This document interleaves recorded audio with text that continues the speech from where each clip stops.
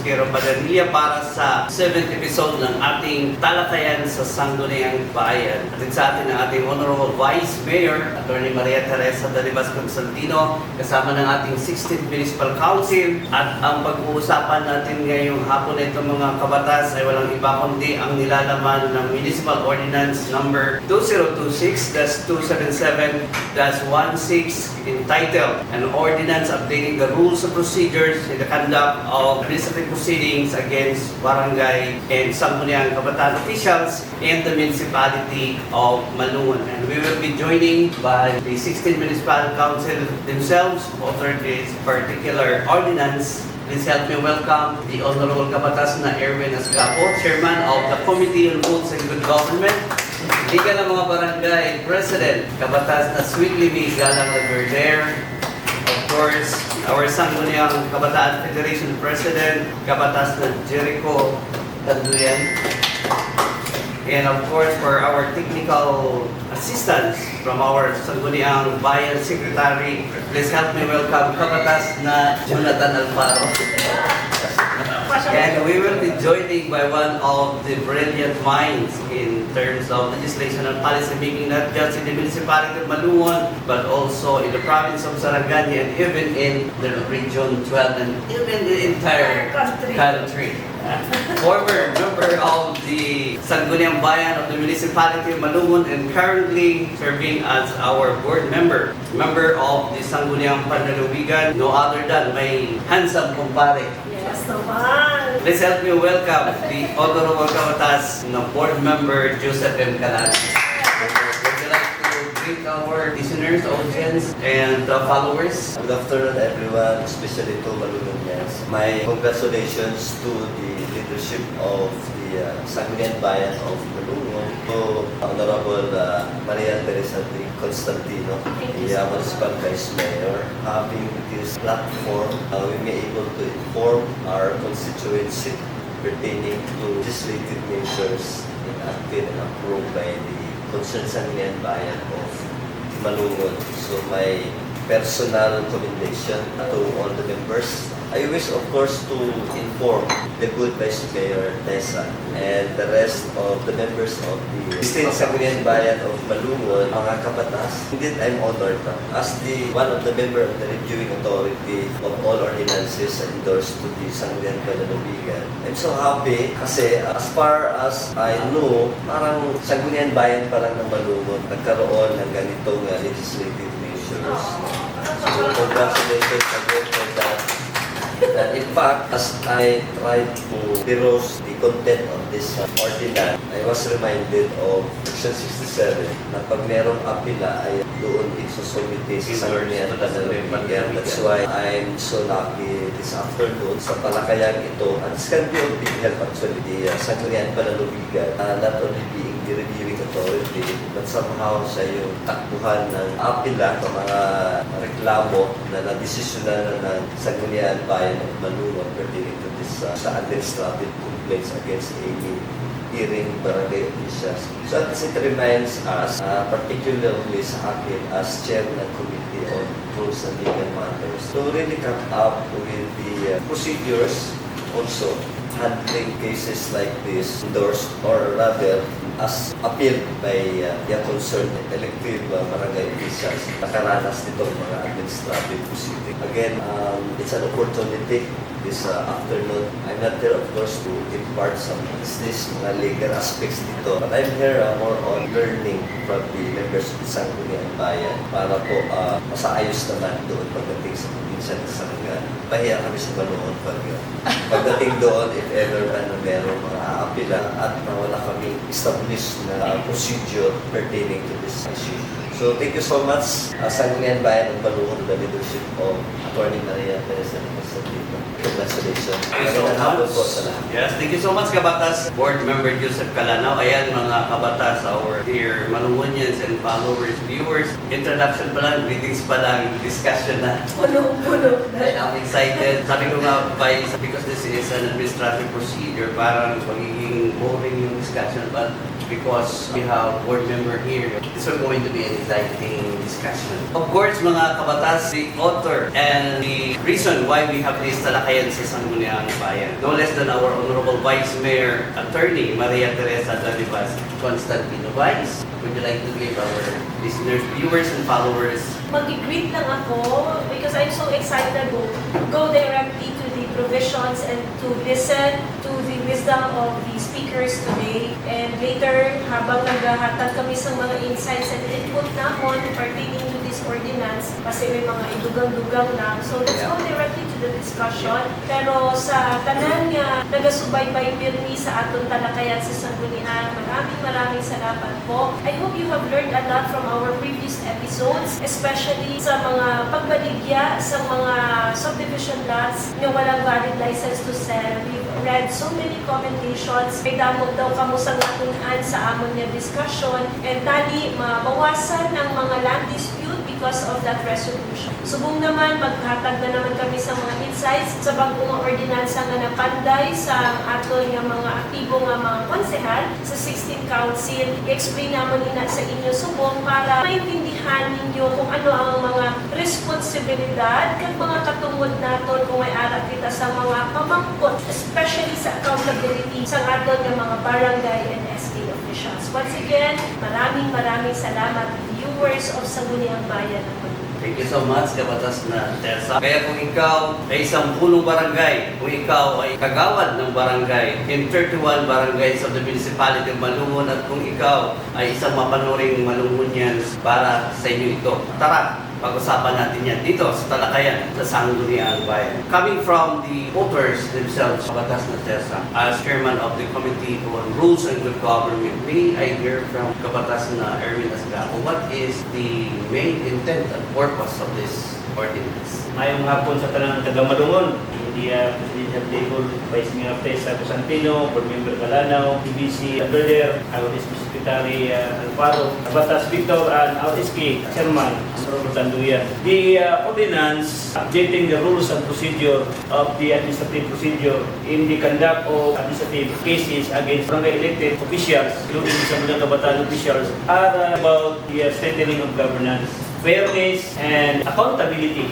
in the barangay level. Nasabi na strengthening governance dahil it reminds our barangay officials that public office is public trust. Also to ensure that our elected barangay and district officials are responsible for their actions and for their decisions. Number one, accountable governance, fairness, and clearly, and tawag natin na efficiently. Last is the accountability dahil our ordinance ensure that our elected officials and SK elected officials are responsible for misconduct, abuse of authority, neglect of duty, or unethical behavior, because our elected officials are answerable for their actions and answerable for their decisions.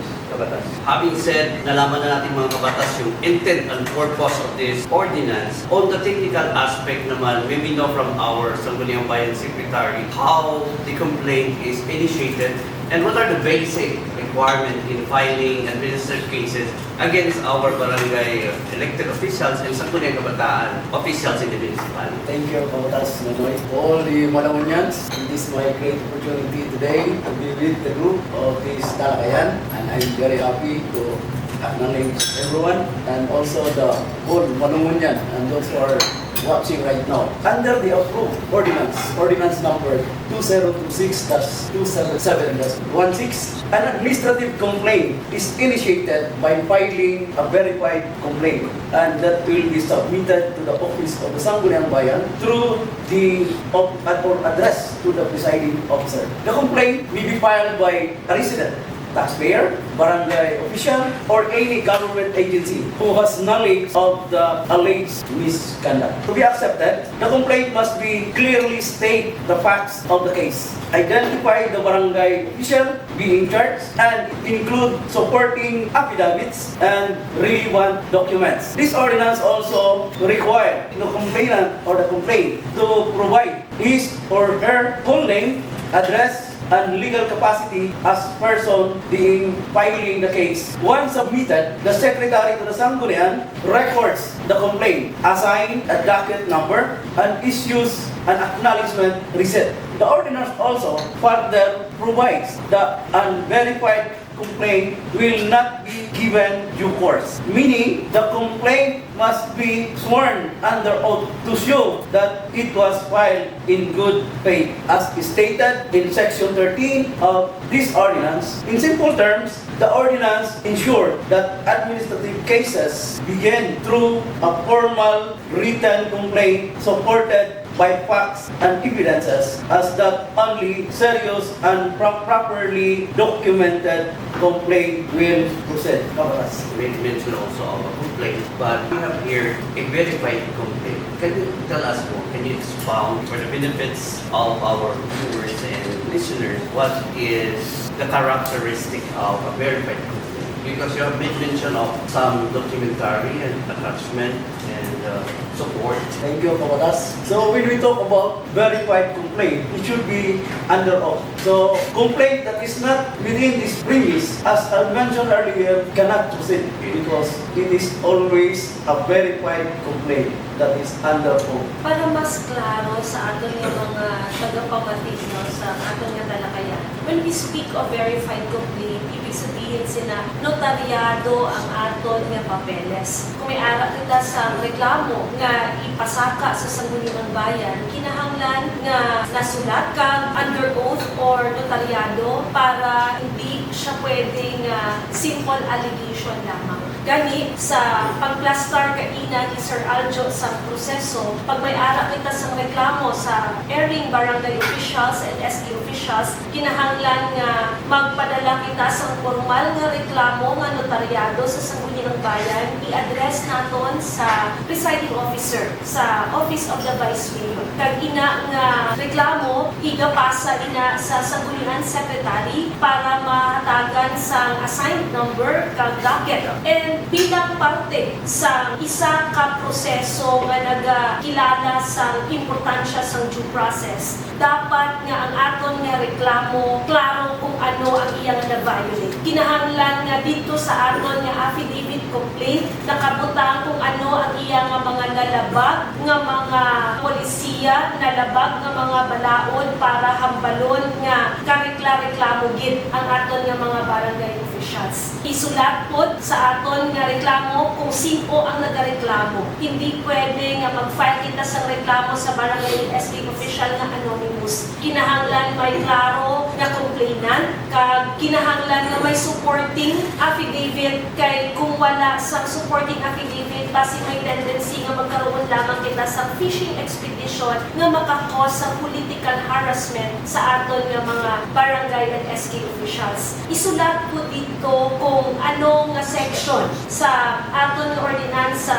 nga nakabase man sa local government code kung diin ang iya nga na-violate, because this is part of the procedural due process para sa ginahambal naton nga opportunity to be heard sa mga ginareklamo nga mga empleyado. After the material facts nga nabutang dito sa isa ka sworn affidavit complaint nga gipasa na sa Vice Mayor's Office, nga ginhatagan na sa docket fees sa aton nga secretary, i-refer na inakaroon sa particular na committee para mag-umpisa ang investigasyon. Hindi magpadayon ang investigasyon kung wala sa mga supporting documents, and at the same time, kinahanglan magbayad sa filing fee. Kaya kung wala sa filing fee, magiging cost ini sa mga baseless na lamang ng mga reklamo, kaya gusto lang natin maghimo sa political harassment. So kinahanglan nga may filing fee. May ara dapat anay nga verified complaint plus 3,000 nga filing fee nga bayad naton sa Municipal Treasurer's Office. Pag may ara na na-resibo, halin sa Municipal Treasurer's Office, dito na naibalik sa Office of the Sangguniang Secretary, kag tanawon gid dapat naton pag-uwi na mahatagan due course nga may ara naka-attach nga certificate of non-forum shopping. Para po, syempre, proteksyon sa political harassment nga wala kita sa iba na gin-filean ng mga kaso.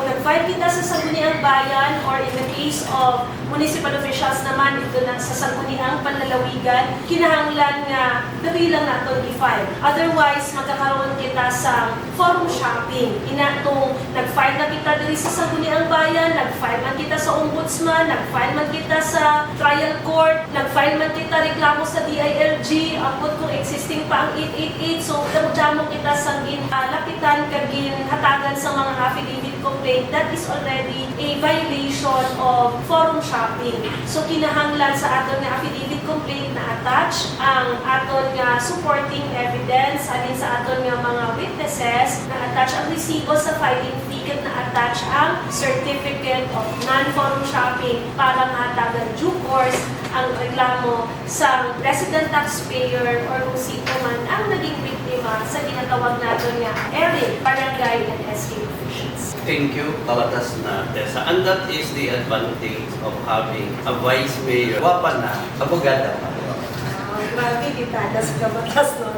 Puntos. And in addition, Kabatas na Joseph. Talipay ko sa dako kay sa paglastar sa aton nga SP Secretary pertaining to question or clarification pertaining to verified complaint. And it was clearly explained by no less than our Vice Mayor, Attorney Tessa. Nagiging klaro kung ano ining ginatawag natin nga verified complaint. So, madamo gali nga mga buta nga dapat i-comply or i-consider bago tagaan sa pagtagad sa Sangguniang Bayan. Particularly, ang committee nga mag-handle sa ina ng mga ibasa sa Sangguniang Bayan. Now, gusto ko lang pamangkot, of course, sa mga auditors. No? What if, no? Pag hindi ato masunod, atong mga i-explain sa aton na Vice Mayor, atong Tessa, atong mga recubicos o requirements, ano yung magiging epekto doon sa isalang nag-i-address sa Office of the Vice Mayor? May we hear Dami ka pamangkot. Dami ka pamangkot. Yeah, this is really the Yes, kind yes. of discussion. Yeah, gusto ka na nga pamangkot.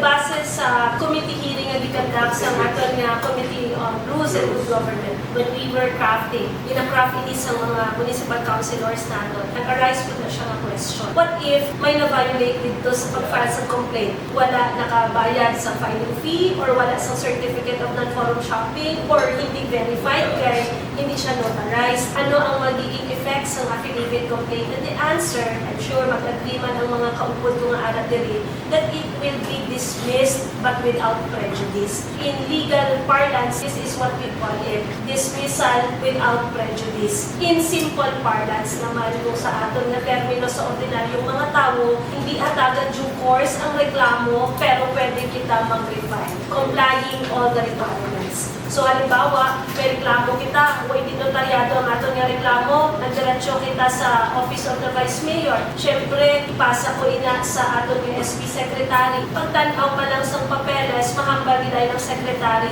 nga hindi ni siya dawaton. It will not be given due course. Tungod kay wala na sunod ang proseso. So, on that note, guide siya sa Secretary kung ano ang himuon. Now, along the way, nabigyan ng due course inadvertently, honest inadvertence, napadayon nga hindi ka rin nato napansin nga wala na-attach ang certificate of non-forum shopping. Later na nato na consider. We are about now to subpoena the person nga nakasubmit sa mga supporting evidence. Pwede na nato dayon desisyonan on the part of the committee in charge nga i-dismiss anay ini kay may na-mislook kita nga importante nga papeles, and that is the certificate of non-forum shopping. So dito sa decision or resolution sa committee nga ipa-adapt sa Sangguniang Bayan as whole, dito na ibutang the complainant may refile tungod kay ang order is dismissal without prejudice. Ibig sabihin, na-dismiss siya hindi according sa merits ng kaso, kundi may aral technicalities na wala na comply. So tani na sa Kabatas Victor. So at least, klaro kaayo sa mga hapon, hindi lang sa akong nakabahin, bisan pa sa mga viewers sa sining programa sa Sangguniang Bayan of Manunod, na hindi lang gali basta-basta nga magpataka kita sa reklamo nga basta na lang ma-actionan na yon sa Sangguniang Bayan. Sa nabalitaan ko, kung naibalaan, kung mag-file ka reklamo sa Ombudsman, bisan sa potos daw sa o sa dahon isulat na waton. Pero galit diri, Secretary, may mga sundon di kita nga mga buluhaton bago siya i-honor o dawaton sa Sangguniang Bayan. May follow-up question na Kabatas Victor. Na-mention sa aton nga one of the technical person today, I'm referring to the specifically, kag-ara nabutang sa inyong in-act kag-aprobado na ordinansa kag umano sa review. Nga may ara nga filing fee amounting to 3,000 pesos. At least maintindihan, maglaruhan sa mga viewers. Amo niya gusto ko nga ipamangkot, paano kita nag-come up sa amount nga 3,000. Para maintindihan man sa ato mga viewers. Before this updated ordinance, ang filing fee is 1,500. That is correct. Asa ka pa sa author sa tong ordinance nga to sa inyong account din na naging kapasina. And I believe nga amo to siya ang rate tungod kay nag-anchor po ta sa taripa sa korte kung pila po ang filing fee sa mga complaints. And hindi man ta pwede mas magdubo dira, hindi po ta mas magtaas pag dira. Kay remember, ang Sangguniang Bayan pag may ara sa complaint against sa aton nga mga barangay and SK officials, we are acting as a quasi-court, mini-court. So we are performing the adjudicatory powers of the Sanggunian. So hindi kita pwedeng mag-utanggit sa filing fee nga parehas sa kamahalan sa court. Hindi po pwedeng nubukod kaayo, kaya dumudamo po sa mga i-reproduce yung mga papeles that would entail government resources. Kaya sa karon, nag-come up na sa 3,000, nag-increase na siya, kaya dugay-dugay na di man tugdaan ng ordinance, ito 20 years 20 years na. to update. 20 years to update. So, consider natin kung pila po ang taripa or filing fee sa iba na courts and ang filing fee is nasa 5,000. So, i-consider natin nga reasonable amount lang para po may pang dugang-dugang na po expense sa aton nga mga photocopy or sa resources kagamiton like during the session and ina nga amount is reasonable. That was the reason why the collegial body agreed to put a filing fee in the amount of 3,000 pesos. Kabatas Victor, Yes. thank you so much for that explanation, Vice Mayor Atty. Tessa. Kita ko man sa i-aprobahan na ordinansa na naghatag magkamosang exemption. Yes. Yeah, kaya nakabutang dito na in meritorious cases, the Sangguniang Bayan may grant exemption from payment of filing fees upon written motion duly supported by proof of indigency or justifiable cause. Yes. Pwede ba nato ni mapaathag sa aton mga viewers ano ning mga meritorious cases? During the committee hearing conducted by the Honorable Asla po, isa na raise aton nga mga resource persons, kabatas na Joseph. During that time, i-invite po the Konsehal Asla po ang mga kapitan. Kaya nabutanggit ini sa provision. Kaya ang gusto nato na magsabat sini ang Liga President. Thank Kabatas you. na sweet. Thank you, Vice, and good afternoon to everyone sa atong tanan, especially na ara dito sa po.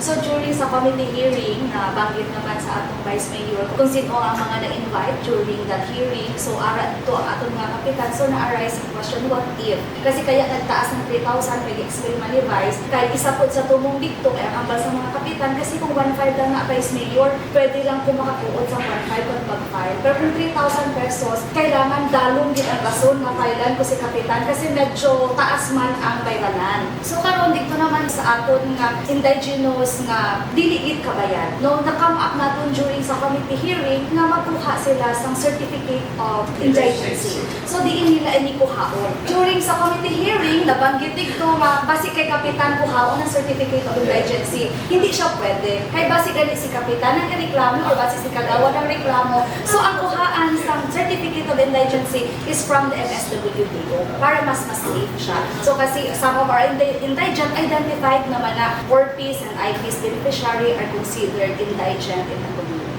Thank you so much. I hope that answered the query of our Kabatas na Joseph. And Thank you. to continue, when the previous speaker, Kabatas na Sutinigalang is answering the critical question of our Kabatas Joseph. And our Vice Mayor made mention about some offenses. May we know what are the specific administrative offenses included in this ordinance? And is this defined clearly in the ordinance to also protect the constitutional rights of our barangay officials. Na-mention na ni Kagawad Aslam po kanina, some of the offenses. So, na-mention niya ang misconduct, gross negligence, dereliction of duty, abuse of authority. So, idugang nato ng dishonesty and the oppression. Klaro kini sa aton ng ordinance, clearly defined in the ordinance to ensure clarity and consistency. And of course, for the proper implementation in the conduct of administrative proceedings against barangay and sangguniang kabataan official. What are the rules and the responsibilities that are assigned in the Sangguniang Bayan on the technical aspect naman of this ordinance? Well, Thank you for that point. Again, under the approved ordinance, the Sangguniang Bayan is given the main responsibility to handle administrative complaints against elected barangay officials from the beginning until the final decision. It has the authority to receive and evaluate complaint, determine whether the complaint is sufficient in form and substance, and require the respondent to submit an answer. The Sangguniang Bayan may also conduct or supervise the investigation, create an investigating committee, and ensure that hearings are conducted fairly and in accordance with due process. To ensure that throughout the proceeding, it is responsible for protecting the rights of both complainant and the respondent by making sure that each party is properly notified, allowed to present evidences, and given the opportunity to be heard. After reviewing the facts and evidences, the Sangguniang Bayan deliberate on the case, renders a written decision, and imposes the appropriate administrative sanction when warranted, as provided under section 12, 13, 14, 15, and 22 of this ordinance. In simple terms, the ordinance makes the Sangguniang Bayan the body that ensures complaints against barangay official are resolved in fair, orderly, and transparent manner that the public can trust. thank you so much for the clarification with regards to that question.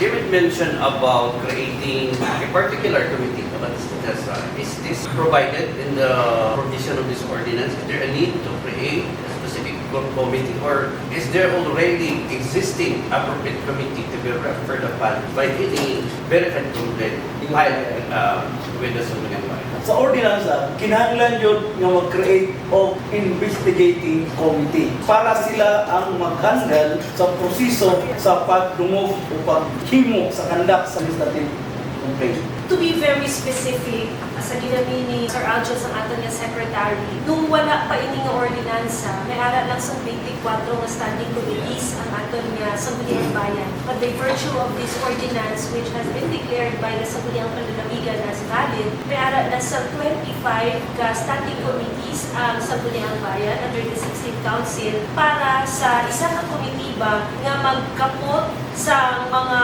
administrative concerns regarding administrative offenses filed against area barangay and SK officials, and we call that as the Committee on Public Ethics and Accountability, and that is being chaired now by Honorable Rodrigo Palacio. So yun yung committee na i-create para lamang mag-imbestiga ang ginahambal ni Sir Aljo kanina na the investigating committee if in case may ara sa barangay and SK officials na ireklamo sa Sangguniang Bayan. Committee on Ethics and Public Accountability that is included in the provision of this ordinance. On your personal point of view, Kabatas Constitution being a seasonal lawmaker as a municipality, in what ways will this ordinance help strengthen the good governance and discipline among our elected barangay officials and Sangguniang Kabataan? Actually, speaking of good governance in the municipality of Malunggong, palagay ko in place na yun. Yeah, considering that sa public knowledge na municipality of Malunggong has been awarded for how many times? Talaga, when it comes to the delivery of service, talagang champion ang municipio ng Malunggong. Consistent when we speak of award na tinatanggap natin na seal of good local governance. Package yun, kompleto yun. So alam ni Vice Mayor yan, being the former mayor of Malunggong. Pero, particularly sa usaping when it comes sa pagdisiplina sa isang elected barangay officials and that includes the SK officials. Alam ko naman na during the oath of office na bawat elected barangay and SK officials. Klaro-klaro doon na nakalatag na susundin ko ang lahat na tutunin Memorize ko na din sa at walang hanggaring umiwas yung ending. So meaning, for me, no need to remind barangay officials that includes SK officials sa kanilang mga responsibilidad. But one thing sure, with this ordinance enacted and approved by the Sangguniang Bayan of Balungon, this is to remind somehow all of the barangay officials, including SK officials, na seryoso ang Sangguniang Bayan of Balungon pagdating sa kanilang mandate as stipulated in the Public Acts 2160. Ang kagandahan dito, kasi noon, pag may reklamo sa isang barangay officials, more on kaspala-kaspalaan.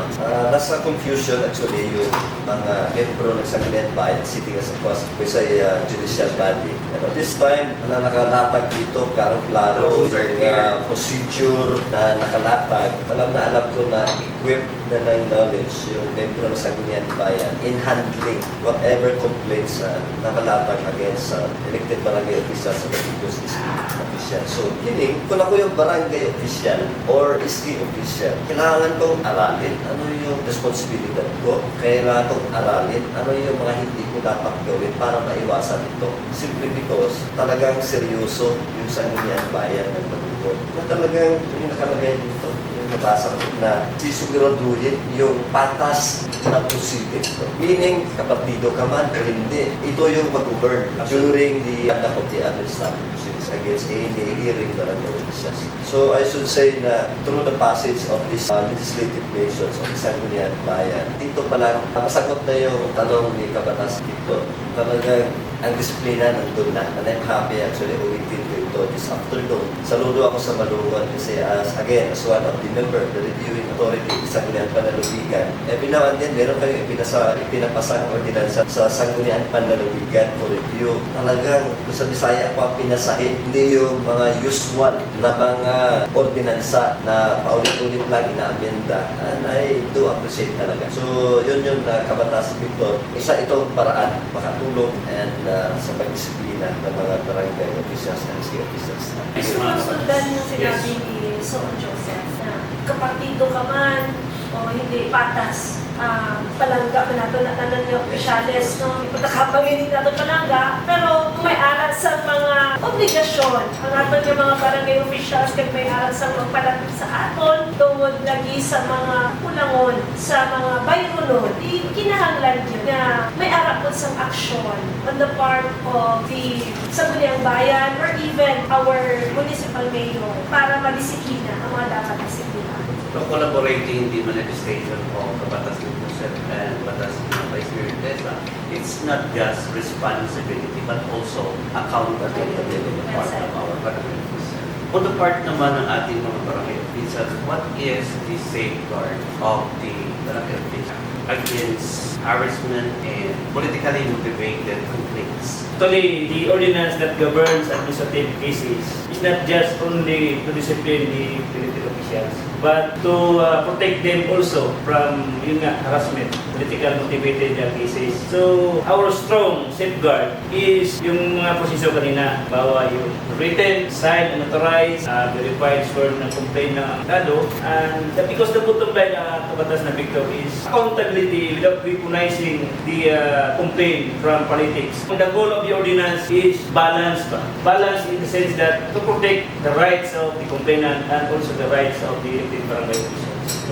Thank you so much, Kabatas na Consider. Kasi kung i-expound itong sabat ni Consejal Astra, ibalik niya atong procedure as to defining.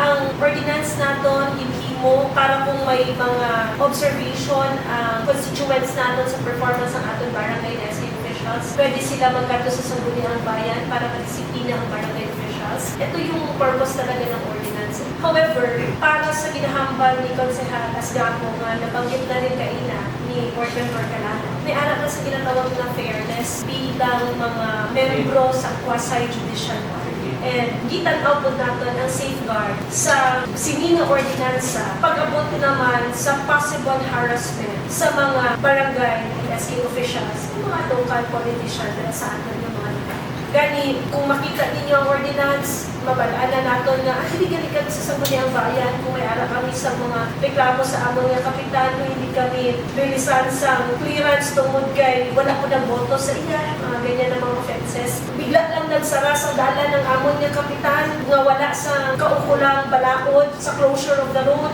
So, di gani kami makadto sa Sangguniang Bayan para ireklamo siya. Or possible nga during barangay assembly, may nabatian kami nga ang kwarta para sa Sininga project, ihimo niya galing niya pang party sa birthday sa isa ka barangay kagawad. So, dili gali kami makadto sa Sangguniang Bayan para magreklamo kung may naobserbahan kami nga hindi maayong ginahimo sa amon nga barangay official. This is the purpose really of the ordinance. However, by putting fairness on all citizens, be it public officials or not, kinahanglan tan-awon sa Sangguniang Bayan acting as a quasi-judicial tribunal nga hindi po basta-basta ireklamo ang kapitan nga wala sa safeguard sama sa tong certificate of non-forum shopping. Parehas sa tong verified complaint, hindi pwedeng padala lang sa sulat kag aksyonan na dahil sa Sangguniang Bayan. These are part of the safeguards sa aton nga mga barangay officials. Ang pagsigurado nga hindi chismis ang reklamo kay kinahanglan man nga ibutang mo gid kung ano ang na-violate nga balaod, ano ang offense under this particular section kasi kung sa local government code nasa section 60 ang mga grounds, diin banda dito ang na-violate, kinahanglan nila ibutang. These are part of the safeguards natin para hindi basta-basta mahalas ang aton nga mga barangay officials. Of course, the opportunity to be heard. Ang paghatag sa mga evidence po sa aton nga mga barangay officials, pag-submit po sa ilang mga supporting document, kag syempre ang mga reklamante, kinahanglan may arapot sila other witnesses. Otherwise, it will be considered as a mere allegation. Kaya kung wala sa mga supporting witnesses from other witnesses, magkakaroon lang sini sa fishing expedition. Kakaroon lang kita sa hearing, dira sa committee ba nga daw ang chismis lang sa palibot ang ginbasehan. So, hindi na siya pwede tawaton sa Sangguniang Bayan. Kinahanglan may kaukulang reklamo nga nagpapatunay man nga may basehan ng reklamo tungod kay may ara pa some supporting documents through the witnesses by virtue of their affidavit nga basahon po sa aton nga mga konsehan. That is the provision of the ordinance, the rights also of the barangay official. But I believe that they themselves should protect themselves. I agree. I-emphasize kanina ni Konsehal Asgapo sa introductory message niya, ang isudlan naton ng mga public servants is a public office. Public office is a public trust. Di ba nagbaling din kanina ni Konsehal Asgapo? We really have to be careful. Yes, next question is to our Liga and the Sangguniang Kabataan. How can both the Liga ng mga barangay and the Sangguniang Kabataan Federation promote the transparency and ethical governance in the grassroots level naman, kabatas na. The Liga ng mga Barangay and the SK Federation can work together to promote transparency and for ethical governance by jointly enforcing accountability measures and ensuring proper documentation and of course strengthening public disclosure of barangay actions. Through collaboration of information sharing between the barangay and the SK, capacity building and community engagement, they can build public trust, uphold integrity, and ensure that the grassroots governance remain transparent, participatory, and guided by the rule of law. Di Sangguniang Kabataan Federation President natin ng Municipality of Malungon. How important is this ordinance in promoting discipline and good governance in the barangay and the Sangguniang Kabataan? Magandang hapon po sa lahat ng mga viewers and my colleagues na nandito po sa presidential table. Nakakalaking oportunidad po na makaupo na kasama ang ating mga brilliant minds sa Malungon and to answer also ang tanong ni Kabatas tungkol sa importansya. Napakalaga po ng Municipal Ordinance number 2026-077-16 even though may batas na po ang barangay at ang SK under the 10742 specifically in Section 18 suspension. However, sabi nga ni Batas Board Member Calanaw na pinasahip yun ang ordinansa kahit po masabot nag-promote siya o disiplina o good governance sa ato mga SK dahil nagbibigay ito ng malinaw, patas at sistematikong proseso sa paghawak ng mga administrative cases. Ayon nga po sa Section 2, tinataguyod nito ang accountability, transparency, and integrity na nagpapaalala sa mga opisyal ng kanilang pananagutan. Tinitiyak din po na ang due process at fairness kung saan may karapatan ang bawat panig na marinig at maipresenta ang mga ebidensya na sakop naman po ng Section 3. Ang lahat ng barangay at SK officials at mga kasong tulad ng misconduct at abuse of authority. Kaya may malinaw na batayan sa disiplina kasi may investigative committee, sabi nga po ng ating kabatas kanina, na nagsisiguro na organisado at patas na proseso habang pinoprotektahan ang karapatan ng mga partido. Kaya nga po sa Section 31, malinaw ang mga parusa tulad ng reprimand, suspension and removal of office para sa ating mga kabataang lider ng ating munisipyo na nagsisilbing babala sa maling gawain. Dahil dito, napapalakas ang disiplina at responsableng kabataang lider ng ating malunod. So how does this ordinance support the broader goal of good governance and accountability on the part naman ng mga young legislators? Sa part naman po ng ating mga sangguniang kabataan at mga lideres ng mga kabataan dito sa ating munisipyo, sinusuportahan po ng ating ordinansa ang good governance at accountability sa munisipyo sa pamamagitan po ng malinaw at makatarungang sistema sa paghawak ng kaso laban sa ating mga SK officials. Sa kabuuan kabatas, pinapalakas ng ordinansa 2026-277-16 ang transparency, patas sa proseso at malinaw na pamamahala na siyang mahalagang sangkap ng good governance sa munisipyo, lalong-lalo na sa ating mga sangguniang kabataan officials. Thank you, Kapatas na Jericho. Sa mga nagpapabati sa atin, especially yung mga law student or lawyers na nag-observe sa talakayan, pinasahi penalty pag-abot sa sangguniang kabataan. Actually, itong ginahimo pa na ang ordinance, ang napag-usapan sa deliberation is the maximum penalty is suspension. Pero the sangguniang kabataan, a new law, yung bagong SK Reform Act natin, RA 11768, na nagbutang yun, na kung sa local government code, ang penalty, maximum penalty sa any barangay official suspension. Under the law, RA 11768, sa sangguniang bayan, pwedeng makapataw ng penalty of dismissal or removal from office pag-abot sa sangguniang kabataan. So, iba ang maximum penalty sa sangguniang kabataan because of that new law, while iba naman ang penalty sa barangay officials because of the local government code. So, kinahanglan naman nga i-update ang ordinansa para ma-integrate ang local government code yun ang mga pag-ukod ng mga polisiya para maklaro kung ano yun ang penalty sa SK kagsang barangay. So, sa mga gatanaw, kasi mamangkod ka mo, how long is the process sa sangguniang bayan? Under the law, ang tibuok na proseso sina is not to exceed 90 days. No? 90 days. From the start sa investigation, sa pag-receive namon sa complaint ninyo, from the start of the receipt of the complaint, kinahanglan hindi kita mag-exceed sa 90 days. May action tayo ang sangguniang bayan because it is an administrative proceeding. And pag administrative proceeding, may ara sa perception niya, summary in nature. Hindi siya pwede palabawan. That is also a safeguard sa mga na-filean nga kung hindi ka naman guilty sa imong asa na reklamo sa imo, hindi po naman pwede i-drag sa dugay kaya para hindi ma-hamper ang mga trabaho. Right? Thank you so much. Isa klaro ka Yes, din, Kabatas Kabatas na Jericho and Kabatas na Teresa. So much has been said. We are on the final part of our Talakay sa Bayan. On the personal view of our Kabatas na Teresa, we will ask for the strength limiting this particular proceedings or rules. As I've learned during our discussion, aside from the mandate sa stipulated in the code, talagang advantageous ito sa NGO malulunod, especially doon sa ating mga malulunod yan. Meron makita ng mga agrabyado sa servisyo publiko, at least meron silang puntahan. Ang kagandahan dito, sa narinig ko na sa mga explanation ng bawat isa, protektado, walang pwedeng maabuso, na apply talaga yung fairness aside from the accountability ng mga officials. So, isa ito na importante itong programa ng Sangguniang Bayan na kung saan pag sumunod lang yung mga viewers natin sa schedule ng Sangguniang Bayan sa talakayan ng mga ordinansang ginawa, talagang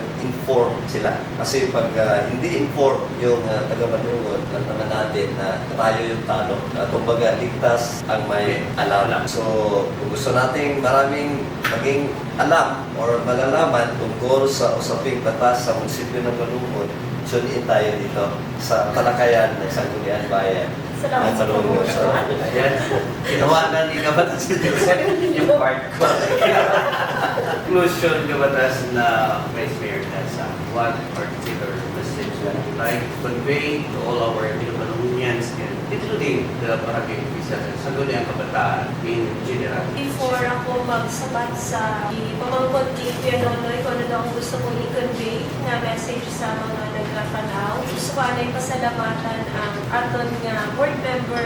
Isan pa man session niya sa buong adlaw na daligyat gitad ko diri para maka-join sa talakayan. Thank you again. So, and exciting, and first time po nato nakaupod ang aton SB Secretary. Siya gitbaya ang unang maka-receive sa mga coatings if ever. So, salamat din Sir Adjo sa panahon and syempre sa tatlo ka member sa 16 Council nga ara diri sa tanan nga nagapamalit. Subo. This is the topic. Quasi-judicial proceeding naton nga ordinansa para sa SK and barangay officials. This ordinance is not meant to harass anyone, but this is meant to protect everyone. Sa mga barangay officials, even SK officials, if you do your job properly, this ordinance will protect you. But if our barangay and SK officials abuse their authority, then this ordinance will hold you accountable.